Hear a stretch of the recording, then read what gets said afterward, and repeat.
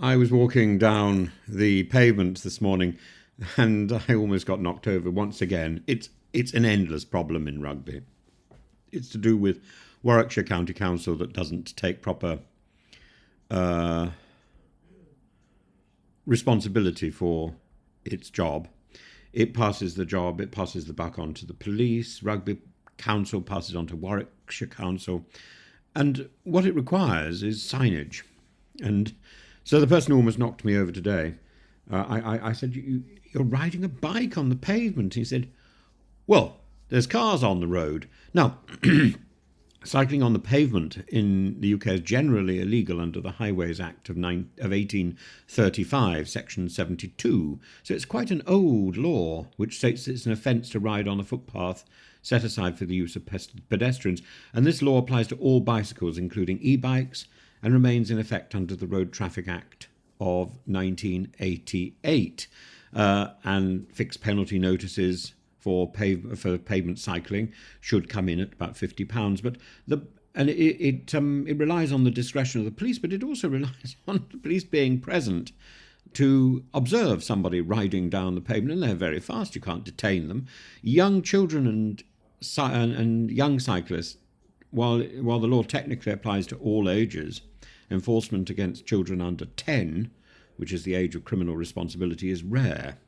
In practice, police officers can use their own judgment, especially in cases where cycling on the pavement is done to avoid dangerous road conditions. Well, it's not particularly dangerous in Rugby. In 2014, the then Transport Minister Robert Goodwill clarified that cyclists shouldn't be fined if they're using the pavement for safety reasons, especially in areas of high traffic and poor cycling infrastructure. And many officers have issued verbal warnings rather than issue fines unless a cyclist is riding recklessly. I've been knocked over twice by cyclists on the road in Rugby. On the pavement in Rugby. Now, actually, this is a wonderful story from, who is it now? Larry Grayson. Larry Grayson is talking about Everard. You remember Everard? Everard was complaining about his bicycle, and as he got on to his bicycle, and he was cocking his leg, he got a nosebleed, and I said, "Oh, Everard, you ought to go to the doctor with that." So he went to the doctor, and the doctor said, "Everard, your cocking days are over. You need to get yourself a lady's bike and just pop your legs through." And basically, the problem with bicycling is that it's a very good thing, but it brings with it lots of problems. It's quite an energetic process. The biking is a mode of transport. It's environmentally friendly, zero emissions, a much smaller carbon footprint compared to cars. It's cost effective. It's health promoting. It reduces traffic. It helps to alleviate congestion in densely populated areas. It's egalitarian. Unlike cars, bicycles are accessible to a broad range of people, from students to professionals. But they belong on the road. The introduction of the Boris bike, the Santander cycles in 2010 under the then Mayor Boris Johnson, though originally conceived by Ken Livingstone, marked a shift in London's urban transport strategy. It provided convenient and affordable short-term cycle hire, reducing dependency on buses and the tube, and an increase in cycling visibility, fostering a broader cycling culture. And it helped to develop infrastructure with dedicated cycle lanes, albeit controversial at times. But I think it's a good scheme. In Oxford and Cambridge, where I spent lots of my time, in Oxford, the city has over 17,000 daily cycle journeys, with the University of Oxford actively promoting cycling for both students and faculties. But when I first arrived at Oxford, people just used to dump their bikes outside the school's building when they went in for lectures or whatever, and then pick them up. There was no chaining your bicycle here or chaining your bicycle there. It was quite it was quite a trusting environment. And now you don't see this huge clump of bicycles outside buildings, but you do see chained bikes everywhere, sort of signalling a lack of trust, signalling this assumption that everybody's a thief.